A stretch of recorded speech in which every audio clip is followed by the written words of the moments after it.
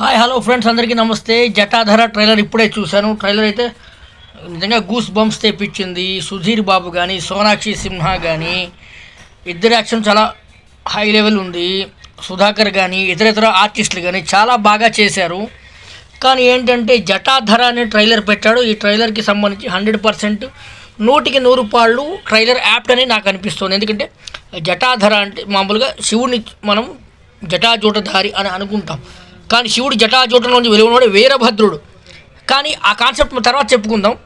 కానీ ఇక్కడ ఏంటంటే ఒక డెవిల్ ఫోర్సెస్కి ఒక పాజిటివ్ ఫోర్సెస్కి మధ్య జరిగేటటువంటి సంఘర్షణే ఈ సినిమా అని చెప్పి నేను ప్రత్యేకంగా చెప్పాలని అనుకుంటున్నాను ఫ్రెండ్స్. కానీ ట్రైలర్ అయితే అదిరిపోయింది. 3 నిమిషాల ట్రైలర్లో సుధీర్ బాబు పెర్ఫార్మెన్స్ కానీ, శిరోద్కర్ గారి పెర్ఫార్మెన్స్ కానీ, అంటే నమ్రతా శిరోద్కర్ గారు వాళ్ళ అక్క అప్పుడు బ్రహ్మ అనే సినిమాలో చేసింది, మోహన్ బాబు గారి సినిమాలో. ఆమె ఒక 35 ఏళ్ళ తర్వాత మళ్ళీ ఇప్పుడు చేసింది. నిజంగా అవుట్ స్టాండింగ్ పెర్ఫార్మెన్స్ అనుకుంటుంది. కానీ సోనాక్షి సిన్హా గారిని ఒక డెవిల్ ఫోర్స్ లాగా చూపించారు ఈ సినిమాలో.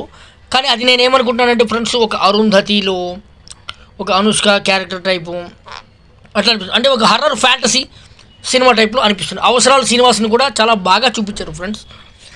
మధ్యలో ఒక ట్రైలర్ ఉంది. ట్రైలర్ మధ్యలో ఏంటంటే ధన పిశాచం, అంటే పిశాచాలు అనేవి ఉండవు, నాకు తెలిసి అయితే ఉండవు. అంటే ఇదంటే సినిమా పరంగా టేకింగ్ పరంగా ఏదో చేశారు అని అనిపిస్తుంది.